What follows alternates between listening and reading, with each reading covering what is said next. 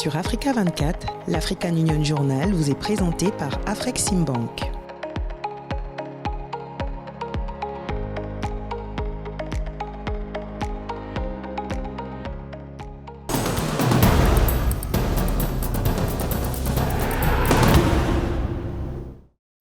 Bienvenue dans l'African Union Journal, votre programme hebdomadaire consacré à l'actualité de l'Union africaine.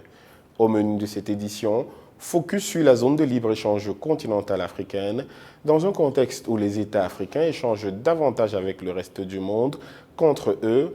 Où en est-on aujourd'hui avec la ZLECAf et le commerce intra-africain? Élément de réponse dans la suite de votre programme.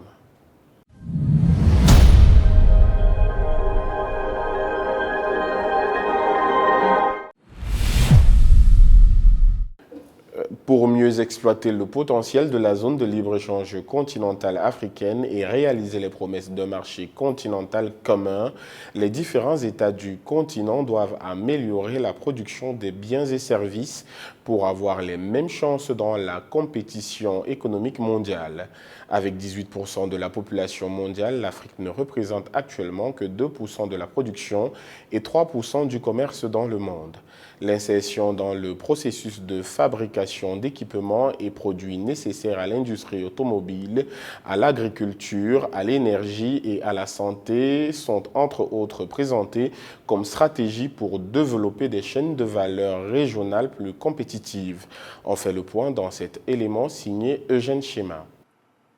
La zone de libre-échange continentale africaine est entrée en vigueur en 2019 dans l'optique de relever substantiellement le commerce entre les États du continent. Mais plusieurs pays pourraient ne pas en profiter du fait de faibles capacités industrielles. L'édition 2023 du Forum des affaires de la ZLECAf, tenue du 16 au 19 avril en Afrique du Sud, a mis en exergue la nécessité de développer des chaînes de valeur régionales dans des secteurs en forte demande comme l'automobile, l'industrie agroalimentaire, les produits pharmaceutiques pour réduire la dépendance du continent aux produits finis venus d'ailleurs.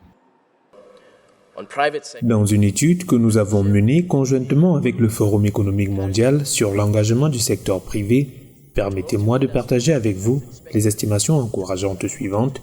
L'industrie automobile en Afrique devrait atteindre plus de 42 000 milliards de dollars d'ici 2027 en raison de l'augmentation de la demande intérieure, de la hausse des revenus et des projections élevées de croissance du commerce intra-africain. Deuxièmement, le commerce des produits agricoles au sein du continent devrait augmenter de 574% d'ici 2030 si nous éliminons les droits de douane sur les produits agricoles. La ZLECAf a également le potentiel d'augmenter le commerce intra-africain de produits pharmaceutiques dont seulement 3% de la demande est actuellement satisfaite par le commerce intra-africain, ce qui conduirait à des chaînes d'approvisionnement de la santé plus résilientes. Avec ces vastes ressources qui alimentent les industries d'autres continents et avec 18% de la population mondiale, l'Afrique ne représente seulement que 2% de la production mondiale de biens et services, 3% du commerce mondial et 3,1% du PIB de la planète. Avec la ZLECAf, les dirigeants d'institutions financières multilatérales estiment que c'est le moment de se positionner réellement sur les chaînes de valeur. Le marché des véhicules électriques ou le marché de la mobilité électrique devrait représenter 7 000 milliards de dollars d'ici 2030. Il va atteindre 46 000 milliards de dollars d'ici 2050. Il n'y a pas de meilleure opportunité pour les États africains que de transformer structurellement leur économie et de cesser l'exportation des matières premières brutes pour laisser la place aux produits transformés. Encore une fois, les batteries sont très importantes pour la mobilité électrique et la plupart des composantes se trouvent en Afrique. La plupart des pays africains ont un élément ou un minerai qui est nécessaire dans la chaîne de valeur de la mobilité électrique. Donc, ce que nous devons faire, c'est réfléchir à la façon dont nous pouvons peut-être adopter le modèle Airbus où différents pays fabriquent différentes composantes qui sont assemblées pour fabriquer des cellules de batterie, puis des batteries. Pour les échanges au sein de la zone de libre-échange continentale, selon les estimations, nous aurons besoin de plus de 2 millions de camions. Il se peut que ces camions soient importés en Afrique. Nous devons produire ces camions en Afrique, nous devons construire les batteries en Afrique. Nous avons tout ce qu'il faut pour le faire et nous devons nous assurer de le faire.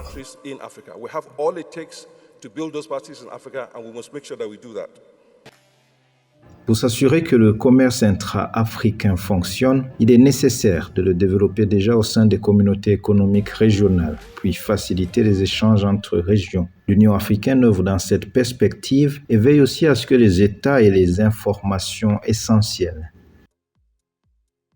At the level of policy advisory, the Commission.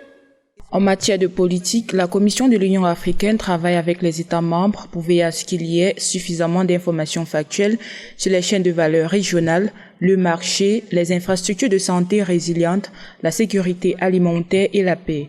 Plus important encore, nous avons besoin d'une collaboration étroite pour l'industrialisation verte. Alors que le continent contribue pour moins de 2% aux émissions mondiales de carbone, il est tout aussi important de ne pas s'éloigner de cette meilleure pratique à mesure que nos pays s'industrialisent. To the carbon emissions, it's equally important that we don't degrade from this already leading example as we industrialize. Le développement de la production, des services et des capacités industrielles pourrait permettre aux États du continent de tirer parti des dépenses de consommation de l'Afrique, qui devraient atteindre 6 700 milliards de dollars d'ici 2030, selon la BAD. Au cœur de toutes les stratégies qui visent à améliorer le commerce intra-africain, le secteur privé peine encore à jouer pleinement son rôle dans la croissance économique du continent. Le Forum des affaires de la zone de libre-échange continentale africaine 2023, qui a rassemblé les acteurs de divers niveaux d'intervention dans la chaîne du commerce, a une fois de plus rappelé la nécessité de soutenir le secteur privé tout en suggérant des approches pour améliorer les mécanismes déjà en cours. Corinne Kamse-Eyonnet pour les détails. Selon le secrétaire général du secrétariat de la zone de libre-échange continentale africaine, Wamkele Mene, le secteur privé africain représente 80% de la production et 90% de l'industrialisation, s'érigeant ainsi en pièce maîtresse du vaste marché africain en construction. Entre opportunités et contraintes, le secteur privé africain, soutenu par les États, institutions et autres partenaires, cherche encore la bonne formule pour mieux booster la croissance sur le continent. Présent aux activités du Forum des affaires de la zone de libre-échange continentale africaine 2023, qui s'est tenu à Cape Town en Afrique du Sud courant avril, Mahamadou Issoufou, ancien président du Niger et champion de l'Union africaine pour la ZLICAF, a rappelé la nécessité pour tous les acteurs d'encadrer et de consolider le secteur privé. La zone de libre-échange continentale africaine lui offre un marché continental de plus de 1,3 milliard de consommateurs, qui passera à 1,7 milliard de consommateurs d'ici 2030, avec une classe moyenne croissante de 350 millions de personnes qui devraient atteindre 600 millions d'ici 2030 et un PIB combiné de 3,4 trillions de dollars américains. En outre, la consommation actuelle du secteur privé et des entreprises en Afrique est estimée à 4 000 milliards de dollars, tandis que la vente au détail en ligne en Afrique devrait atteindre 75 milliards de dollars d'ici 2025. Cependant, pour qu'il joue pleinement son rôle, le secteur privé doit encore surmonter de nombreuses contraintes. Constitué à 90% de petites et moyennes entreprises, le secteur privé africain doit encore s'approprier les procédures douanières complexes, incontournables dans le commerce transfrontalier.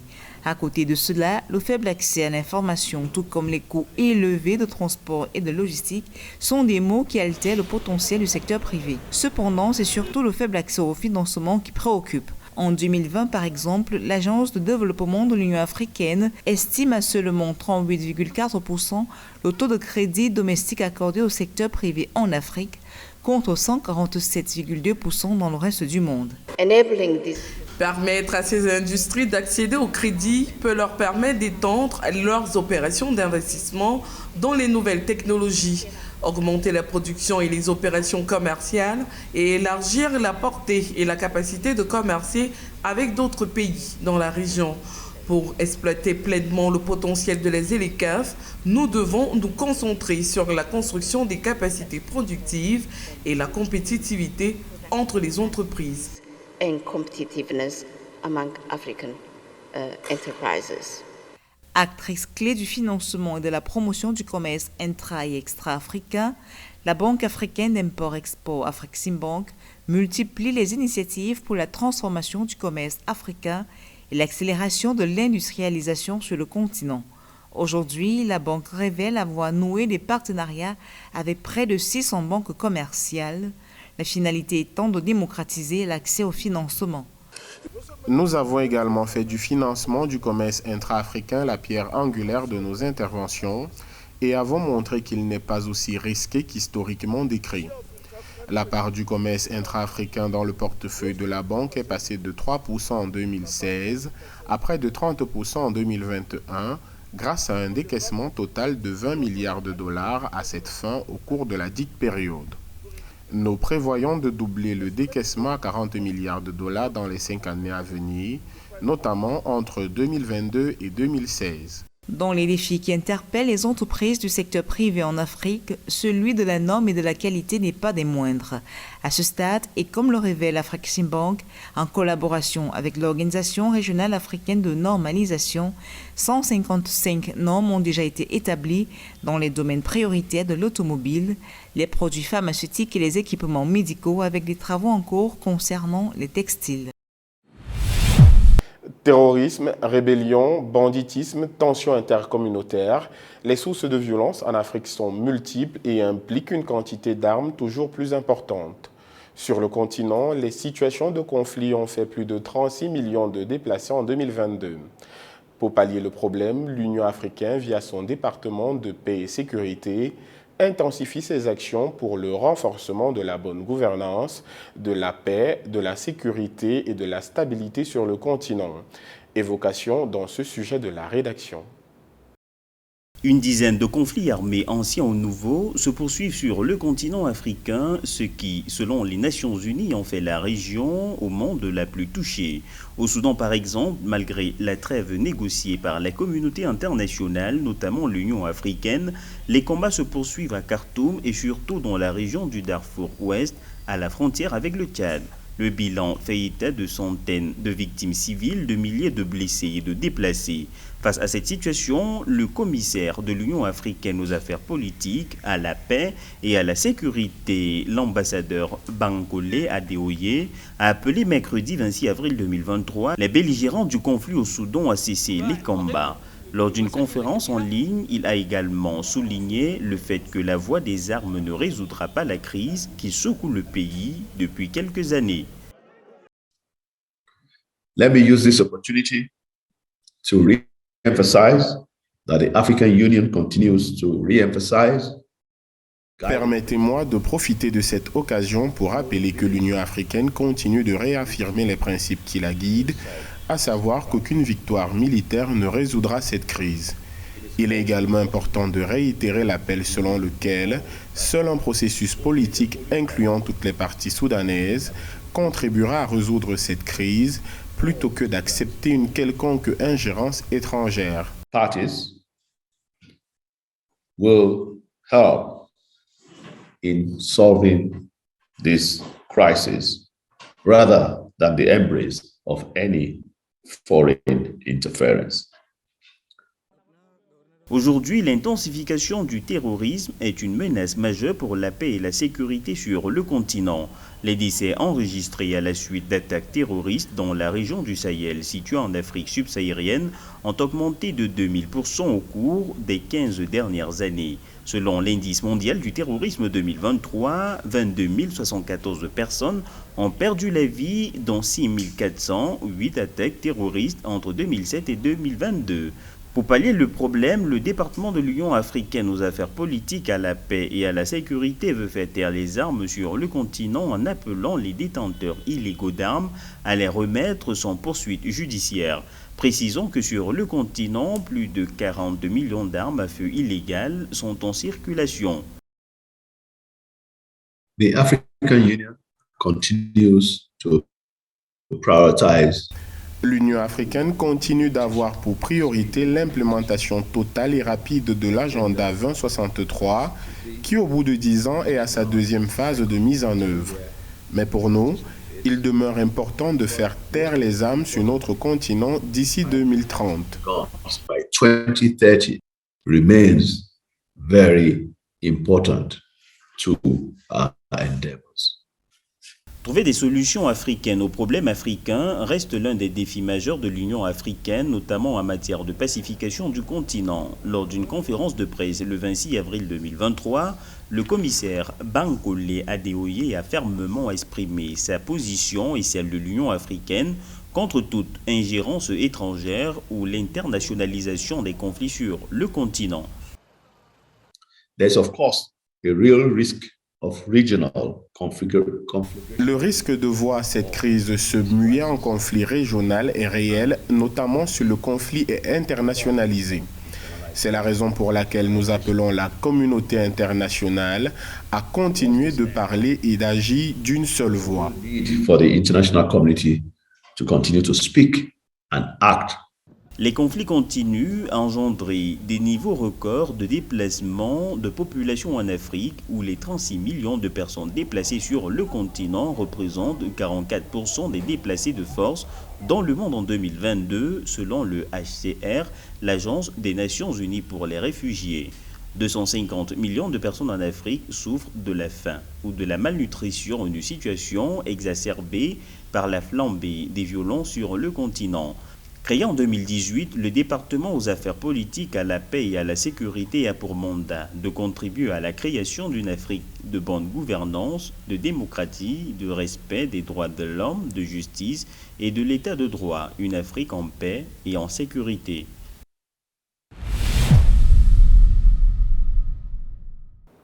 L'actualité de l'Union africaine, c'est aussi l'ancien président kenyan Uhuru Kenyatta, honoré à Addis Abeba pour son rôle dans la résolution pacifique du conflit au Tigré. Et puis le président kenyan William Ruto appelle le Parlement africain à plus d'implication sur les questions urgentes sur le continent. Et enfin, le nouveau directeur de l'Africa CDC encourage les États africains à la mise en place de politiques sanitaires vaccinales plus solides. L'ancien président kenyan Uhuru Kenyatta a été élevé à la distinction de champion pour la paix le 23 avril 2023 à Addis Abeba, en Éthiopie. Il est honoré pour son rôle dans l'arbitrage pacifique du conflit entre l'Éthiopie et le Tigré dans le nord de l'Éthiopie. C'était au cours d'une cérémonie à laquelle ont pris part le premier ministre éthiopien Abiy Ahmed, le président de la Commission de l'Union africaine Moussa Faki Mahamat. Pour l'ancien président kenyan, le retour à la paix dans cette région est une preuve que le continent peut arriver à des solutions pacifiques par ses moyens sans recourir à des puissances étrangères. Le programme de reconnaissance a été organisé par le gouvernement éthiopien pour faire le point sur les engagements tirés du processus de paix dirigé par l'Union africaine et pris en charge par l'Éthiopie. D'autres personnalités ont également été primées pour le retour à la paix en Éthiopie, notamment l'ancien président nigérien Olusegun Obasanjo ou encore l'ancien vice-président sud-africain Phumzile Mlambo-Ngcuka.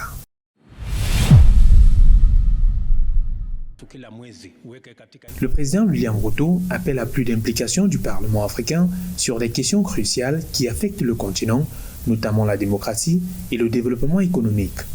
Lors d'un entretien avec le président du Parlement africain le 25 avril 2023, le président a exhorté l'institution à encourager les institutions démocratiques africaines à garantir des élections libres, équitables et crédibles. Aussi, il a appelé à l'accélération de la mise en œuvre de la zone de libre-échange continentale africaine, la ZLECAf, véritable solution de développement économique pour le continent. Aujourd'hui, l'Afrique ne contribue qu'à 3% du commerce mondial, alors qu'elle représente 17% de la population et des échanges mondiaux. L'Afrique abritera 25% de la population mondiale d'ici 2050, un énorme potentiel, estime le président Ruto.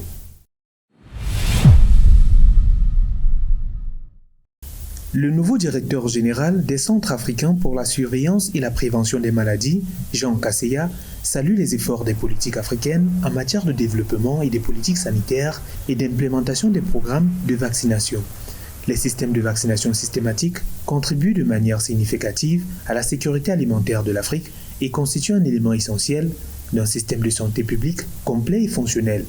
Si l'avènement des vaccins a été l'une des plus grandes réalisations de la médecine moderne, le continent africain célèbre surtout la réalisation de sa volonté à en fabriquer dans un contexte où 99% des vaccins utilisés jusqu'ici étaient importés.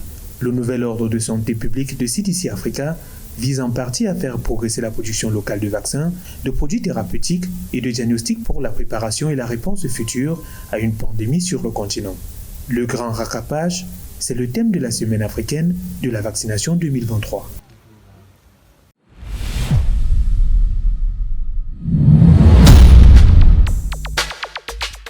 Le Forum des éditeurs d'Afrique australe, SAEF, accueille du 11 au 13 mai 2023 la deuxième convention des médias africains. Cette conférence continentale se tiendra une semaine après les célébrations mondiales de la Journée mondiale de la liberté de la presse en mai. Organisée par l'Union africaine et l'UNESCO, la Convention des acteurs des médias africains est un moment de réflexion des acteurs des médias africains sur les tendances évolutives qui entravent la liberté d'expression et la liberté des médias, notamment la détérioration persistante de ces droits sur le continent. C'est également l'occasion de reconnaître les pays et les institutions qui promeuvent la liberté d'expression telle que prévue dans divers instruments de l'Union africaine relatifs aux droits de l'homme et de sensibiliser les acteurs politiques aux avantages d'un climat propice à la liberté d'expression. Les peuples du continent africain célèbrent le 25 mai la Journée mondiale de l'Afrique à la date anniversaire de la fondation de l'Organisation de l'Union africaine, devenue Union africaine, qui représente le symbole du combat de tout le continent africain pour la libération, le développement et le progrès économique et social, en plus de la valorisation et l'exploitation de la richesse culturelle africaine. Ainsi, la Journée mondiale de l'Afrique célèbre le dynamisme du continent africain et reconnaît les succès de l'Union africaine depuis sa création le 25 mai 1963 dans la lutte contre le colonialisme et l'apartheid, ainsi que les progrès que l'Afrique a réalisés, tout en réfléchissant sur les défis communs auxquels le continent est confronté dans un environnement mondial. La 5e conférence ministérielle de l'Union africaine et de l'Union européenne sur l'agriculture se tiendra le 30 juin 2023 à Rome, en Italie. La rencontre, qui vise des systèmes alimentaires résilients et des chaînes de valeur agricoles durables, prévoit 4 sessions thématiques de haut niveau, des événements parallèles et une session plénière ministérielle. Les thématiques porteront sur l'investissement durable en faveur de l'agroalimentaire, la recherche et l'innovation pour des politiques et des technologies plus intelligentes, la résilience climatique des systèmes agroalimentaires et l'intégration commerciale régionale. La session réunira les ministres et commissaires africains et européens de l'agriculture, les ambassadeurs de l'Union africaine et de l'Union européenne, les représentants gouvernementaux, les organisations agricoles ainsi que les institutions financières internationales et les agences des Nations Unies dans le cadre du partenariat Afrique-Union européenne.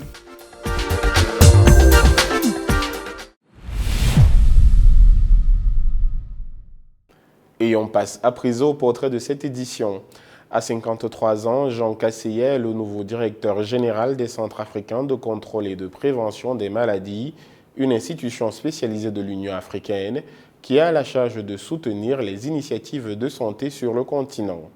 Lutte contre les épidémies, réduction des retards de vaccination, inflation, sous-investissement dans le secteur sanitaire, mais aussi l'autonomisation financière de l'agence sont les nombreux chantiers auxquels le médecin congolais devrait s'attaquer au cours de son mandat. Mildred Yamou dresse le portrait de Jean Kaseya, le nouveau monsieur santé de l'Union africaine. Œuvrer à la transformation structurelle du système de santé africain, impliquer davantage les jeunes dans le domaine sanitaire, combler le déficit en infrastructures de santé et garantir des soins de santé de qualité. Ce sont quelques chantiers prioritaires sur lesquels devrait travailler le nouveau directeur général des Centres africains de contrôle et de prévention des maladies, Africa CDC. Officiellement entré en fonction le 17 avril 2023, le mandat de Jean Kaseya à la tête de Africa CDC, institution spécialisée de l'Union africaine qui vise à assurer la sécurité sanitaire, intervient au moment où les besoins de l'Afrique en matière de santé vont croissant, principalement en raison de la résurgence des maladies infectieuses à travers le continent. En réalité, comme on dirait, j'ai entre mes mains la vie de tous les Africains. Donc, c'est de m'assurer que toutes les maladies sont contrôlées, que toutes les épidémies sont répondues à temps et surtout avoir un dialogue stratégique avec tous les partenaires qui voudraient investir dans le domaine de la santé en Afrique. Originaire de la République démocratique du Congo, Jean Kaseya est un expert chevronné en stratégie et en santé publique. avec plus de 20 ans d'expérience en santé publique. Il est diplômé en médecine de l'Université de Kinshasa et titulaire d'un master en santé publique de l'Université Henri Poincaré en France, de l'Agence américaine d'aide au développement USAID, au Fonds mondial, en passant par le bureau d'Atlanta du CDC américain, l'UNICEF, l'Organisation mondiale de la santé, la Fondation Clinton, l'Alliance du vaccin Gavi, la Fondation Gates. Le médecin de 53 ans s'est investi dans le déploiement de plusieurs plans de lutte contre la poliomyélite, la rougeole, la méningite, le VIH, la tuberculose ou le paludisme en RDC, en Angola, en Côte d'Ivoire, en République du Congo et en Namibie. C'est une très longue carrière, une carrière semée de beaucoup de joie, mais aussi beaucoup de douleurs. J'ai dirigé l'équipe qui a découvert le vaccin méningite qu'on appelle MENAFRIVAC. Et ça, c'est l'une de mes grandes réussites dans le domaine de la santé publique. Les chantiers sont importants au moment où l'Afrique traverse une crise sanitaire, économique et sociale sans précédent depuis 3 décennies, nécessitant une réponse rapide face aux urgences de santé publique. Épidémie, paludisme, famine, retard de vaccination, abaissement du niveau de vie, inflation, sous-investissement des États dans le secteur sanitaire, développer l'autonomie financière de l'agence de santé, accroître sa visibilité, mais aussi baisse historique de l'aide publique au développement sont les nombreux défis sur lesquels Jean Kaseya devrait se pencher durant son mandat. Dans mon programme, c'est comment rendre cette organisation qui n'est pas très connue par les communautés, mais plutôt par les décideurs, une organisation des communautés africaines. Et c'est de notre responsabilité d'appuyer les pays et de s'assurer que les communautés ont l'information à travers tous les mécanismes que nous mettons en place. Pour rappel, Jean Kaseya a été élu à la tête d'Africa CDC le 18 février 2023 pour un mandat de 4 ans par les chefs d'État du continent lors de la 36e session ordinaire de l'Assemblée de l'Union africaine, succédant ainsi au virologue camerounais John Kengasong. Il est le premier directeur général de Africa CDC, élu par les chefs d'État africains, tout en proposant des mécanismes de financement innovants qui sollicitent les communautés elles-mêmes. Jean Kaseya espère rendre les Africains davantage acteurs de leur propre santé.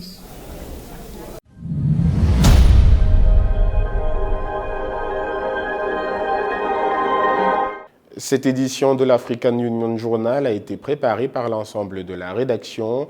Merci de l'avoir suivi. Retrouvez dans un instant une nouvelle édition d'informations sur Africa 24.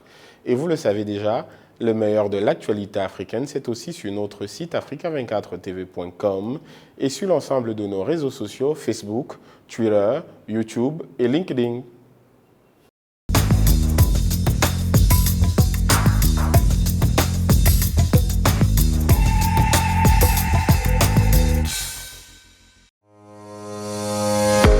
Sur Africa 24, l'African Union Journal vous est présenté par Afreximbank.